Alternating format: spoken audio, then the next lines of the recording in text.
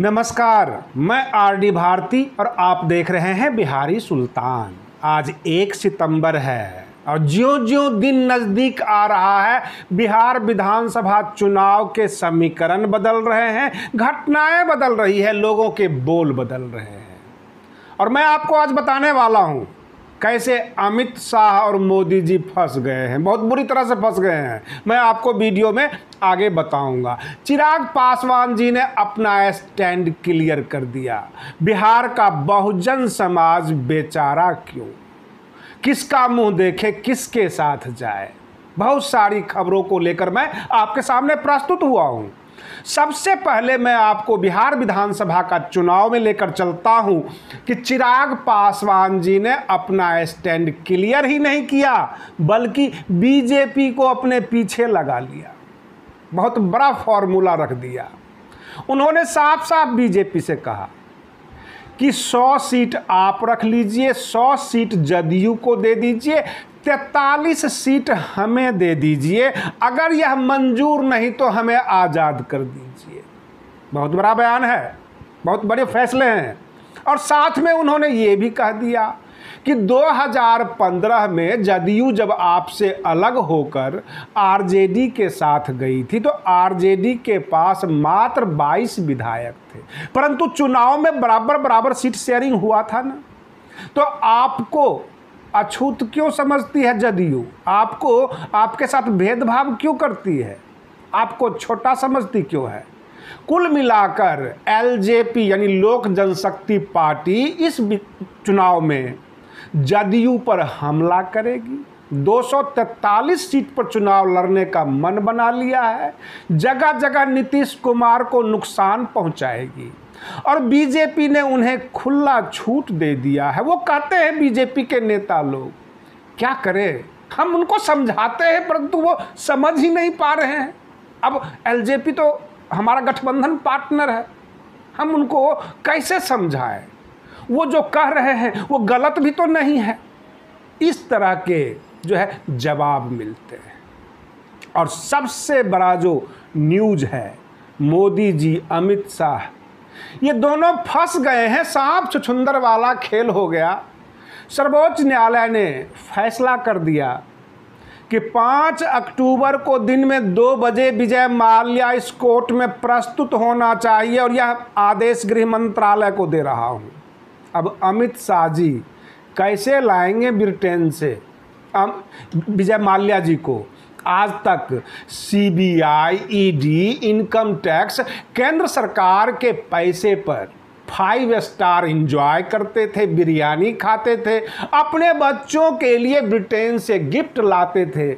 नीरव मोदी, विजय माल्या और बहुत सारे जो घोटालेबाज हैं वो विदेश में थे। जैसा कि खबर आया था आज से 10-12 दिन पहले, नीरव मोदी जी ने 22-23 करोड़ रुपये पंजाब नेशनल बैंक को दिया था और कोर्ट ने उन्हें कुछ ढील भी दी।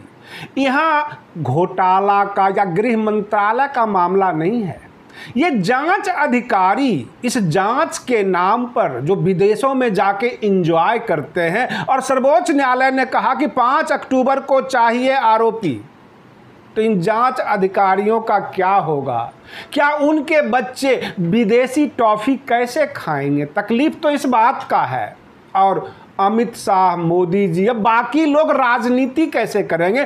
क्योंकि जैसे ही मोदी सरकार आई थी 2014 में, उसके बाद पहला लाभार्थी थे विजय माल्या, जो सारे पैसे को लेके फुर्र हो गए थे और सरकार के वकील ने कहा कि हमने उनका पासपोर्ट रद्द कर दिया। यानी सांप जब निकल जाए तो उसकी लकीर को पीटते रहो, ये इनका फॉर्मूला था। आज तक जो भी देखा गया है, भारतीय जनता पार्टी के नेतृत्व वाली सरकार केंद्र में जब से आई है पिछले 6 साल से, केवल आम जनता को आंख में धूल झोंका है। कोरोना के नाम पे कभी कहा मास्क लगा लो, कभी कहा मास्क गलत है, मुंह पे गमछा लगा लो। इस तरह की कहानी चलती रही। कभी कहा परीक्षा टाल देते हैं, कभी कहा कि नियत समय पर परीक्षा लेंगे। लोगों को उलझा कर रखा, रोजगार सृजन हुआ नहीं। खबर तो यह भी आ रही है कि जो रेल मंत्रालय जो है प्राइवेटाइजेशन हुआ है, निजीकरण हुआ है, इसमें रेलवे के ड्राइवर और जो भी होते हैं टीटी वगैरह स्टाफ वो विदेशी होंगे, तो इस देश के लोग कहाँ जाएंगे? और आपने ऐसा क्यों किया था? इनको वोट क्यों दिया था? आज मीडिया आपसे सवाल कर रहा है, क्योंकि इस देश का मालिक इस देश की जनता है। बिहार विधानसभा चुनाव में भी एक बहुत बड़ा तबका है बहुजन समाज, जिसमें SC ST OBC आता है, और ये सारे मिलकर सरकार बनाएंगे, सरकार को नियुक्त करेंगे, वोट डालेंगे। इनके अपने जो मुद्दे होते हैं उस पर कोई ध्यान नहीं देता। मैं आपको एक रिपोर्ट देता हूं। बिहार विधानसभा चुनाव में जब आम जनता से पता किया RJD मजबूत स्थिति में है, तो क्यों है? क्योंकि उसको मजबूत स्थिति में लाने वाला कोई और नहीं, वामन मेश्राम है। वामन मेश्राम के जितने भी भाषण हुए हैं वो राजनैतिक नहीं हुए हैं, वो सामाजिक होते हैं, जातिगत होते हैं। सुनने में थोड़ा सा बुरा लगता है कि वो जातिगत बात करते हैं, परंतु इस समाज को उन्होंने एकजुट कर दिया। ऐसे पता यह भी चला, जब लोगों से पूछा कि वामन मेश्राम का कोई राजनीतिक दल भी है, तो लोगों ने कहा कि भारत मुक्ति पार्टी यानी BMP है, और रही बहुजन मुक्ति पार्टी। कहने का तात्पर्य यह है कि बहुजन मुक्ति पार्टी को वोट मिले या ना मिले, परंतु RJD को इससे बड़ा जबरदस्त फायदा हुआ है। जो भी अपने आप को मूल निवासी कहते हैं वो कहीं न कहीं RJD के पक्ष में खड़े हैं, लास्ट में उनका वोट RJD को जाएगा। कहने का तात्पर्य है समाज को एकजुट करने का काम वामन मेश्राम ने किया है। ये आप जब घूमेंगे पता करेंगे तो पता चल जाएगा। रही बात ये, बिहार का जो बहुजन समाज है SC ST OBC, खास करके OBC जब 52% है, ये अपने अपने जातियों में बट जाते हैं, ये बहुत बड़ी कमजोरी है। परंतु अगर ये सब के सब एकजुट हो जाएं तो ये EVM का जो हंगामा है ये नहीं रह पाएगा। बिहार एवं झारखंड के आम चुनाव में जो वहाँ का विधानसभा चुनाव होता है उसमें निर्दलीय की अहम भूमिका होती है। आपको याद दिला देते हैं, झारखंड का एक मुख्यमंत्री बने थे मधु कोरा, जो निर्दलीय प्रत्याशी चुनाव जीते थे और सबने मिलकर उनको मुख्यमंत्री बनाया था। 10-15 ऐसे विधायक होते हैं बिहार में जो निर्दलीय होते हैं और किसी की भी सरकार बना देते हैं।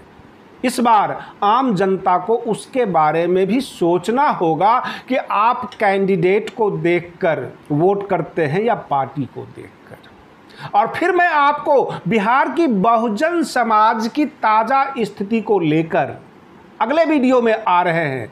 तब तक के लिए आप इंतज़ार कीजिए और बने रहिए बिहारी सुल्तान चैनल पर। धन्यवाद।